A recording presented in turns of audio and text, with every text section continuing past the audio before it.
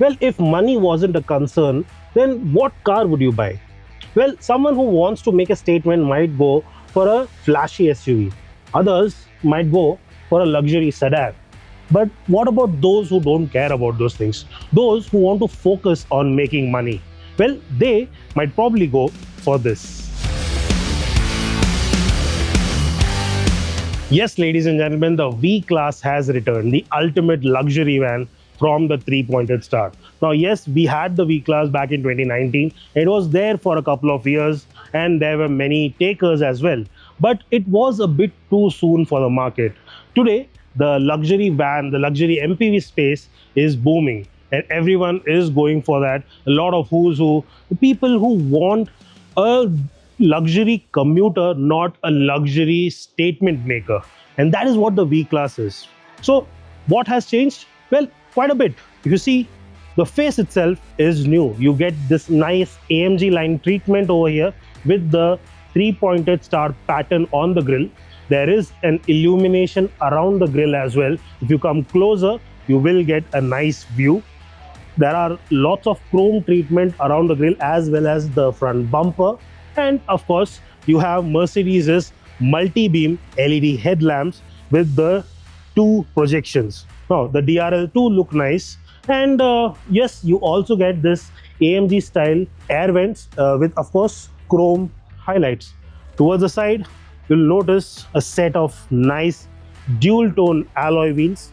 Looks flashy, looks sporty, and goes well with this overall size. And talking about size, yes, in India, you will get the extra long wheelbase option as standard. Yes, globally there is the standard wheelbase and the long wheelbase, but India will get the extra long wheelbase in the top of the line variant as standard, only one variant, and with all the bells and whistles. So overall length is more than 5.3 meters, and the wheelbase alone is more than 3,400 mm. So that is massive. But I'll get to that once I get inside the car. But I'll quickly show you the rear section as well before we do that. Well, as for the rear, you have a nice utilitarian look, very flat. The tail lamps, although the design is similar, the LED lighting signature has changed with the new V Class. Here we have the V300D, which is the diesel version. And interestingly, compared to last time, here we have both the petrol as well as the diesel option. But I'll talk about the engines a bit later. As for the boot itself, it's electrical. So you have that comfort. Here you can find a nice spacious boots area.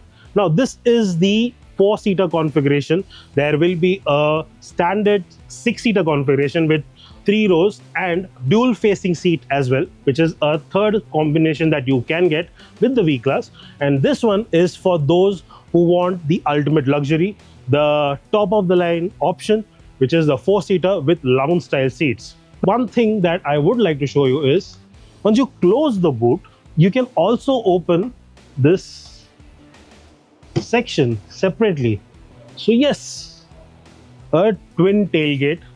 This is going to be quite useful when you are going out on those family trips with a lot of luggage and you want something quickly, you want something handy, and so this will come in quite useful. And coming to the main reason why you will buy a V Class is for the rear seat experience, because you will be mostly chauffeur driven, and that is what Mercedes is offering you here, a luxurious rear seat experience. Now, this, as I mentioned earlier, is the top of the line 4-seater layout. So you have this nice lounge style seats which get this nice calf support as well. So it's electrically adjustable calf support. So it does take a while. So that is something that you will have to think about. But yes, quite comfortable. And you can even recline this to get a nice 40-degree angle. That is what is this seat offer. A 40-degree recline action as well as calf support. Now, what is not available, which I feel might be a bit weird, is that you do not get electrical adjustment to slide these seats. So there is a manual adjuster. You have to pull this lever and push the seat forward. Why? Well, Mercedes says that because they are offering flexible seats, the reason why the company says it is not offering electrical adjustment for sliding, because that would have limited their possibility to offer these many options. Now, in terms of features, you have ventilation function and heating function both for all the seats over here. In the six-seater option, you get ventilation function for all six seats, and you also get power adjustment. Then on these special boss seats, you have two wireless chargers, and if you come closer, there is a nice detail over here, Mercedes-Benz written in a very nice font. Looks quite classy. You have ambient lighting, of course. You can change this lighting, and along with that, you have manual sun blinds for both the third window as well as the center window, so you can use that. Yes, I would have appreciated electrical blinds over there. I would have also hoped for an electrical button to open the door from here. Now, for now, if I have to open the second row, I have to get up from the seat and do it if my chauffeur is not willing to do that. So that is something that you will have to think about. Now, quickly hop on to the front seat and see what you get there, because while the chauffeur will drive you around throughout the week, during the weekends, if you want to take your family out, then you might do the driving. And as I mentioned earlier, if you do decide to give your chauffeur a day off and get behind the wheel yourself, so it is not a bad space to be in. Now you have ventilation function, you have electrical adjustment for both these seats, you have nice comfortable headrest, you have your personal armrest, and you have a very spacious center console as well. So because of Mercedes's layout, space is something that you get to enjoy in the V class. And of course, you have this wide dual screen twin displays with 12.3-inch screens over here. And of course, you have a touch screen now, so you have wireless Android Auto and Apple CarPlay. You have a dedicated off-road mode as well. I wonder if you will take this V class off-road, but you do have an option which will give you the torque and power output to each of these wheels. Now, you do not get the company's all-wheel drive technology, which is the 4MATIC, but you do get the company's much-loved Airmatic suspension system, which is standard with this car. Now, we generally get to see this in high-end variants or high-end models of this brand, which is a very nicely tuned suspension system which comes with adaptive dampening. You get that with the V class as standard. So yes, the ride quality is something that will be good, and I hope to experience this soon once we get to drive this MPV.